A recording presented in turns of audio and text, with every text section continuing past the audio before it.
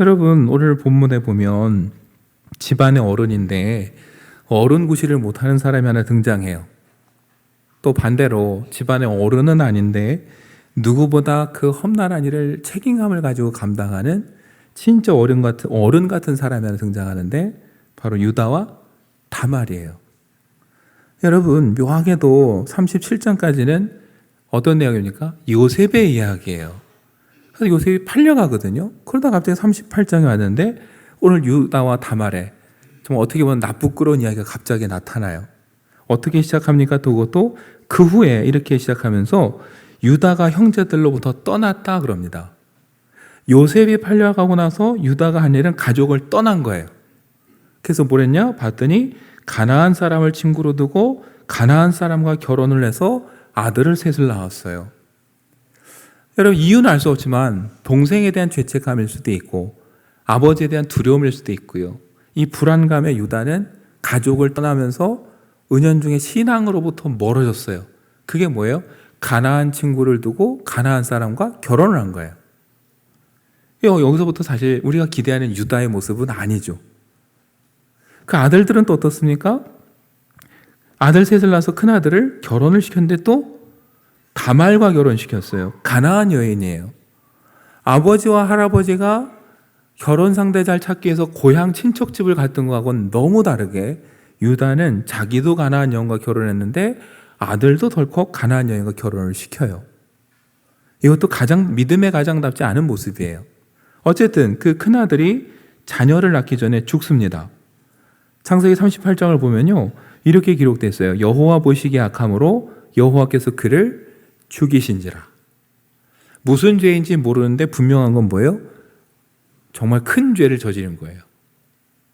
여러분, 하나님께서 심판하시고 죽음으로 내모신 경우는 있는데 성경에 여호와께서 그를 죽이신지라라고 말하는 경우는 극히 드물어요. 큰아들이 뭔가 심각한 큰 죄를 저지른 거예요. 그래서 자녀를 낳기 전에 죽었죠. 그래서 어떻게 됩니까? 이제 그 동생 오난과 다말을 결혼을 시켜요. 여러분, 오늘 우리 기준으로 보면 이게 무슨 이상한 얘기할 수 있는데 오늘 기준으로 판단하면 안 되는 게요, 이때 당시에는 그런 제도가 있었어요. 여러분, 심지어 우리나라도 고구려 시대에 똑같은 제도가 있었습니다. 자녀가 없이 형이 죽으면 동생이 결혼을 해서 대를 이어주는 거예요. 첫째는 가문의 혈통을 잇는다는 게 있었고, 두 번째는 자녀가 없이 형수가 홀로 남았어요. 그럼 예전의 기준으로 하면 유산을 줄 때 이 형수에게 갈 몫이 있습니까? 없습니다. 이 여인을 보호하고 책임져 줄 수 있는 방법 중에 하나가 그 시대에는 이거였어요. 그러니까 오늘로 기준으로 우리가 판단할 게 아니라 그 시대에는 이게 최선이고 이 여인을 보호하는 거였구나 생각하시면 돼요. 근데 여러분, 그럼 거꾸로 형수와 결혼한 오난 둘째 아들 입장은 어떨까? 이 결혼이 남는 결혼입니까? 손해보는 결혼입니까? 다 손해입니다. 아들을 낳으면 내 아들이 아니라 누구의 아들이에요? 죽은 형의 아들이고 형수의 아들이에요. 이 아이가 안 태어났으면 아버지 유다의 유산을 대부분 누가 갔습니까? 이제 둘째 아들이지만 장자가 된 자기가 많이 갔는데 아들이 태어나면 어때요? 이 아이가 형의 몫을 가져가요. 오난이 그러니까 계산을 해보니까 손해봐요. 그러니까 결혼을 했지만 아이를 안 가지려고 애를 써요. 결국 어떻게 됩니까? 하나님께서 그도 죽이셨다 그랬어요. 왜요? 악하잖아요. 가문도 생각하지 않고 홀로 된 형수도 생각하지 않고 하나님의 뜻은 더더군다나 몰라요. 철저하게 이기적이에요. 욕심이에요. 그래서 하나님이 그를 죽이셨다 그럽니다. 그럼 이제 어떻게 됩니까? 유다 입장에서는 세 아들이니까 하나 남았잖아요. 결혼을 시켜야 되는데 아버지 입장에서 걱정이 또 된 거예요. 불안감이 찾아왔어요. 세 아들 중에 벌써 둘을 잃었습니다. 마지막 하나 남은 아들을 결혼시켰는데 죽는다면 어때요? 다 잃는 거잖아요. 그래서 다말에게 말합니다. 셀라가 아직 어리니 장성할 때까지 기다려라. 그러면서 친정으로 보내버리는 거죠. 여러분, 유다의 이 선택도 어때요? 어른으로서 책임지는 모습이 아니라 뭐예요? 회피하는 거예요. 또 피해를 입을까? 사실 유다가 이때 할 생각은 셀라가 어떻게 될까 걱정하는 게 아니라 뭐가 문제일까를 생각해야죠. 우리 아들들이 정말 하나님 보시기에 제대로 했는지, 아니 본인이 가족을 떠나고 하나님부터 멀리 와서 가나안에 머물면서 결혼하고 이렇게 사는 것 자체가 지금 문제는 없는지 되돌아봐야 되는데, 여러분 유다가 하는 행동을 잘 보면 은연중에 누구 탓하는 것 같아요? 다말이에요. 그렇잖아요. 좀 심하게 말하면 며느리 잘못 돌아서 지금 아들 둘이 죽은 것처럼 지금. 그러니까 셀라를 안 주는 거잖아요. 셀라가 죽을까 봐 걱정인 건 뭐예요? 다말 때문이라고 생각하는 게죠. 그래서 일단 핑계로 보내버립니다. 그러니까 끝까지 뭐예요? 유다는 이 유다 지파의 어른으로서의 모습이 아니에요. 문제가 있으면 회피하거나 불안이 초면 외면하거나 뭔가 자기 이익을 가지고 판단하는 사람이 유다고, 그 아들, 큰아들도 오난도 다 그랬어요. 여러분, 그러다가 이제 유다가 아내가 죽습니다. 그리고 장례를 마치고 위로의 기간이 끝나고 나서 양털을 깎으러 올라간다라는 소식을 듣고서 다말이 과부의 옷을 벗고 일반 여성의 옷을 입고는 그 딥나로 가는 길목에 서서 시아버지를 기다려요.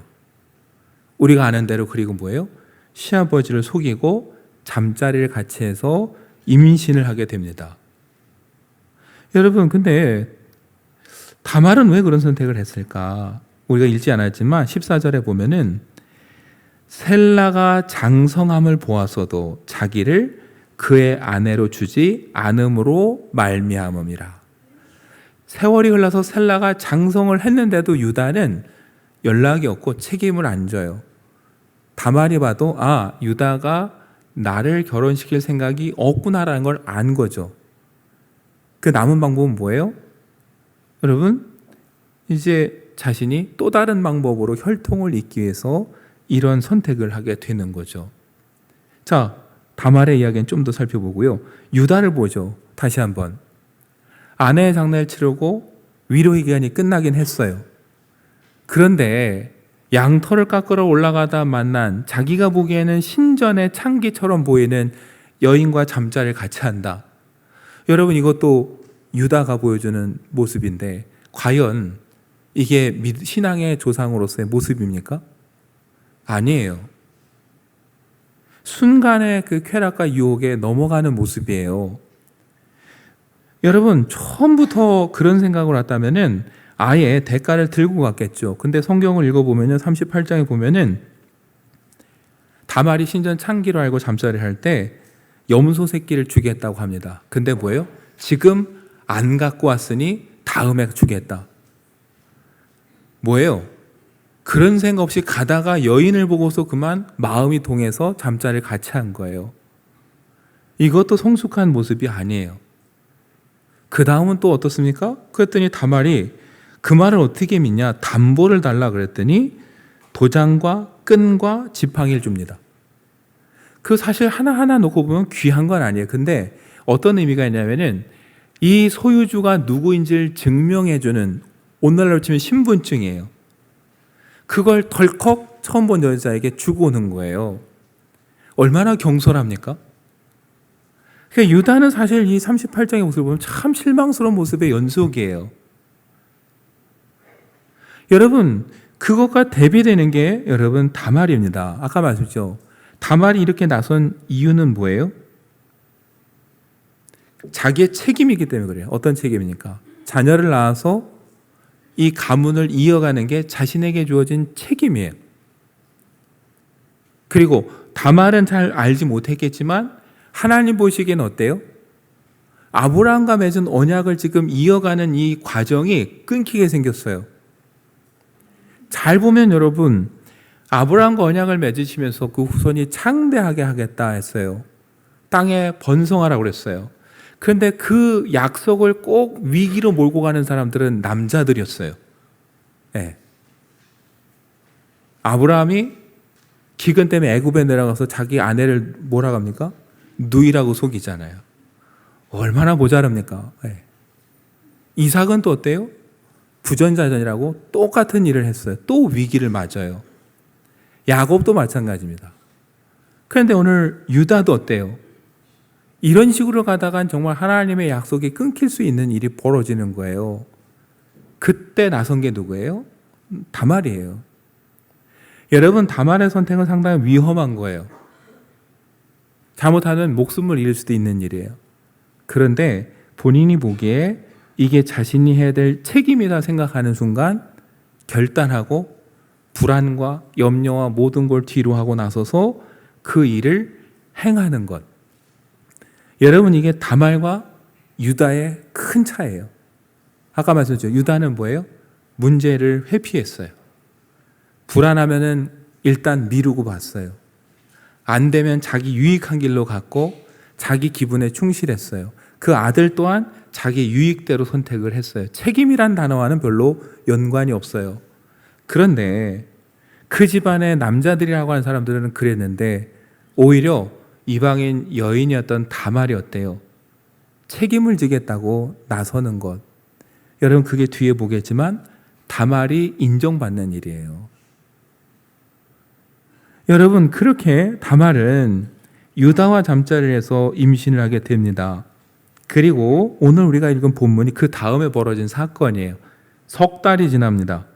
석 달이 지나서 소문이 들려요. 며느리가 임신했다는 이야기예요. 여러분, 인간적으로 유다 입장에서 얼마나 당황스럽습니까? 과부의 며느리를 친정집에 기다리라고 보냈는데 오늘 갑자기 임신했다는 소식이 들리니까 유다도 사람들도 행음, 부정한 일을 저질렀구나 생각을 합니다. 그래서 뭐라고 하냐면은 그를 끌어내어 불사르라. 정말 끔찍하고 무서운 얘기죠. 불태워 죽이라는 얘기예요. 근데 여러분, 과연 유다가 진짜 이런 말 할 자격이 있을까요?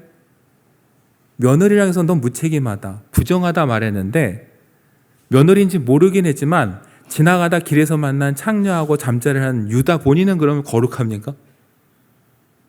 그러면은 시아버지로서 며느리를 친정집에 보내고 아들이 커도 보내지 않은 자기는 책임을 다 했습니까? 근데 사실 자기 역할은 못하면서 며느리가 잘못한 게 나오니까 어때요? 불태워 죽이라는 말을 아주 서슴없이 내뱉는 장면이죠. 여러분, 근데 유다 이런 모습은 어쩌면 이게 처음이 아니에요. 아까 말씀했죠. 37장에 요셉이 팔려가는 장면을 잘 보시면 이때 나섰던 사람도 유다입니다. 형제들이 죽일까 할 때 르우벤이 그래도 살려보려고 구덩이에 던져놓자 그럽니다. 나중에 구해주려고요. 그때 상인이 지나가죠. 그때 나선 사람이 유다예요. 창세기 37장 26절 27절 보면요. 유다가 자기 형제에게 이르되 우리가 우리 동생을 죽이고 그의 피를 덮어둔들 무엇이 유익할까? 죽이지 말자라는 건 그래도 잘했어요. 근데 27절에 뭐라고 합니까? 자, 그를 이스마엘 사람들에게 팔고 그에게 우리 손을 대지 말자.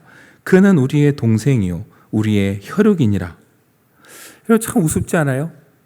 우리 동생이고 우리 혈육이다. 그러더니 팔자 그래요. 진짜 혈육이고 동생이고 그러면 안 되는 거죠. 이 말을 한 사람이 누구라고요? 유다예요. 유다가 나서서 팔자 그래서 결국 은 20에 팔려서 애굽의 노예로 가게 됩니다. 그리고는 어때요? 아버지에게 변명거리를 찾다가 염소에 피를 묻혀갖고는 마치 들짐승에게 죽은 것처럼 갖다가 꾸미는 거죠. 그걸 본 야곱이 너무나 슬펐어요. 그래서 이렇게 말합니다. 창세기 37장 35절에 그의 모든 자녀가 위로하되 그가 그 위로를 받지 아니하여 이르되 내가 슬퍼하며 스올로 내려가 아들에게로 가리라 하고 그의 아버지가 그를 위하여 울었더라. 여러분, 사실 무슨 위로가 되겠어요? 아들이 진짜 죽었다고 생각한다면은 뭘로 위로가 되겠어요? 그래서 야곱이 말하는 거예요. 스올로 내려가 아들에게 가리라. 우리 식으로 하면 뭐예요? 내가 너 따라가겠다, 그 얘기예요. 그러니까 사실 유다도 형제들도 아버지가 얼마나 괴로워하고 슬퍼할까는 생각 없어요. 그냥 꼴 보기 싫은 동생 파는 거 말고는. 여러분, 이렇게 37장이 끝나고 38장에 온 거예요. 그러니까 유다의 이런 모습은 사실 어느 날 갑자기가 아니라 어쩌면 원래 그런 사람이었던 거예요. 근데 그 사람이 여러분 오늘 이 38장을 통해 변화되는 거죠. 어떻게 변화되느냐? 상징적인 사건이 그 뒤에 벌어져요.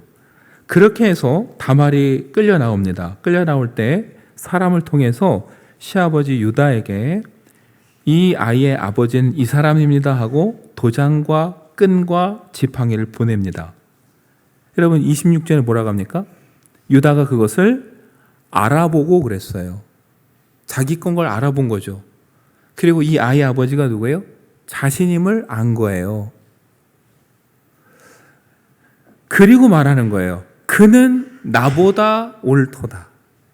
여러분 이 한마디가 참 의미심장한 얘기예요. 사람들은 겉으로 본 사건만 보면서 다말에게 어떤 저렇게 할 수가 있어라고 돌을 던질지 몰라도 유다는 뭐라고 그래요? 그는 나보다 옳도다. 뭐가 옳습니까? 자기는 셀라가 장성해도 셀라 죽을 것만 걱정했지 대를 이어야 되고 자신에게 주어진 책임을 외면했어요. 그런데 봤더니 며느리는 어때요? 목숨을 걸고 그 일을 행했어요. 책임을 회피하지 않고 그 일을 다 했어요. 그것만 놓고 본다면 유다가 뭐라는 거예요? 그가 나보다 옳다, 의롭다 인정하는 거예요. 제가 보기에 이게 유다의 변화의 큰 전환점이다 싶어요. 여러분 상징적으로 하나 알려드릴까요? 아까 유다가 양털을 깎으러 올라가다가 며느리인지 몰랐지만 다말을 만난 곳이 성경을 나중에 보시면 어디냐면은 딥나로 가는 길 곁에 있는 에나임 문이라고 그랬어요. 에나임 문에 이 다말이 앉아 있었습니다.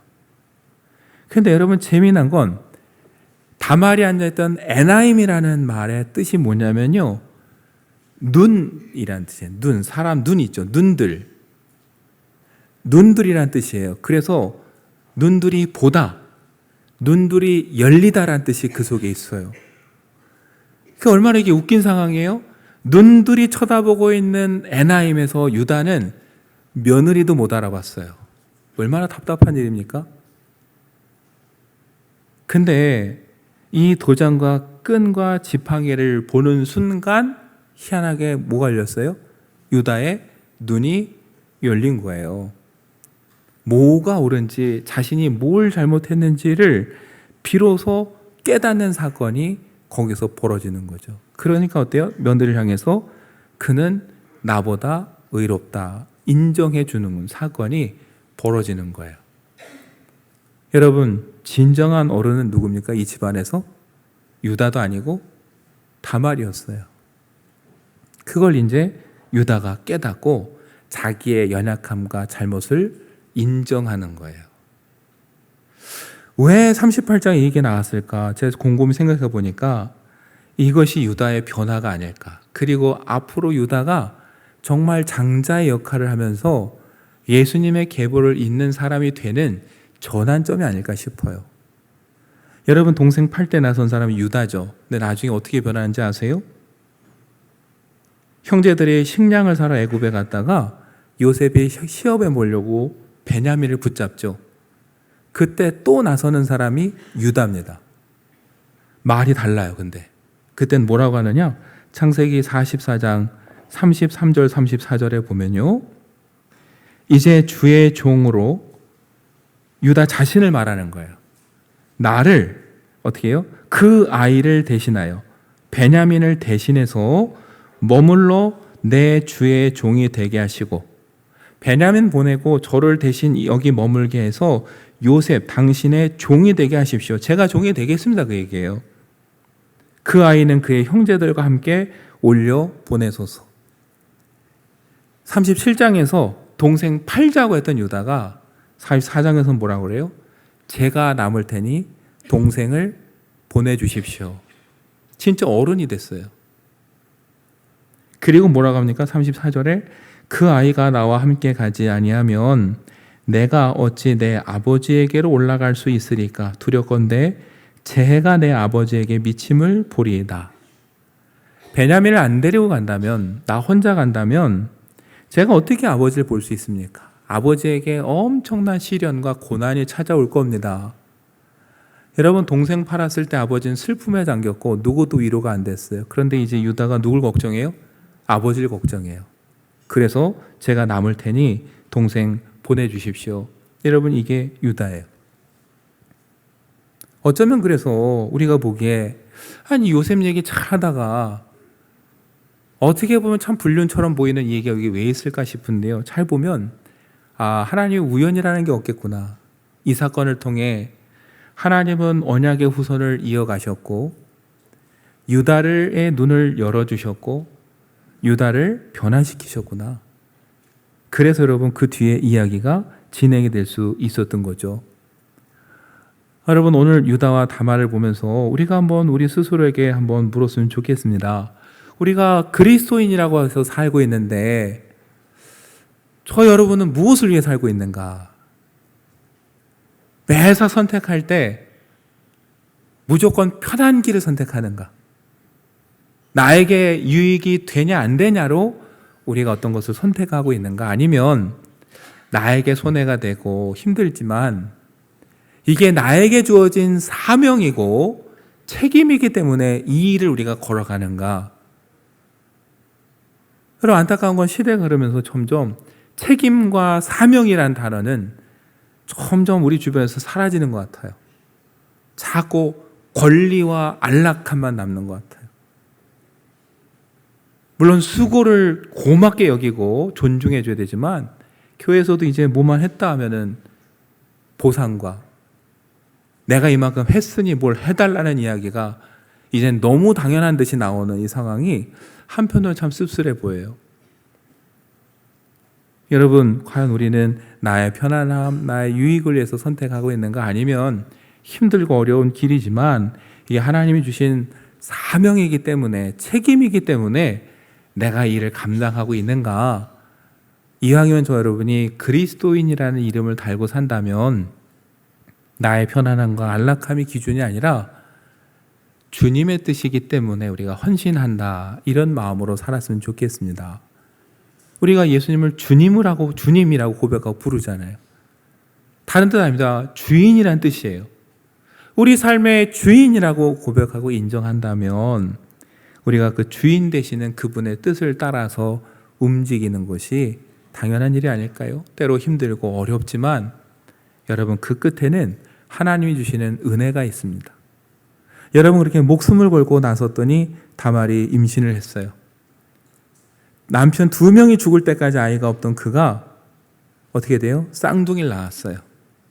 어쩌면 그건 하나님이 수고하고 애쓴 다말에게 주시는 기쁨이자 위로예요. 더군다나 그 낳은 베레스와 세라가 어떻게 됩니까? 마태복음 1장에 나오는 족보에 그 이름이 오르면서 그 끝에 누가 나요? 예수님이 탄생하시잖아요. 여러분, 하나님은 다말에게 위로와 기쁨을 주셨을 뿐만 아니라 정말 철없어 보였던 유다와 무모해 보였던 다말의 이 연약함을 통해서 뭘 이루셨어요? 놀라운 구원의 역사를 이루셨어요. 그 하나님이 저와 여러분과도 함께 해주시고 인도해 주실 줄 믿습니다. 그렇다면 때로 실수하고 부족하고 넘어질지라도 저와 여러분이 두려워하지 말고 염려하지 말고 그저 우리가 묵묵히 최선을 다하고 책임을 다하면 하나님께서 모든 것을 협력하여 선을 이루도록 바꿔주시고 우리에게 위로와 기쁨을 주실 것이다. 여러분, 이 확신을 가지고 살아가는 이 한 주가 되시기를 간절히 축원합니다.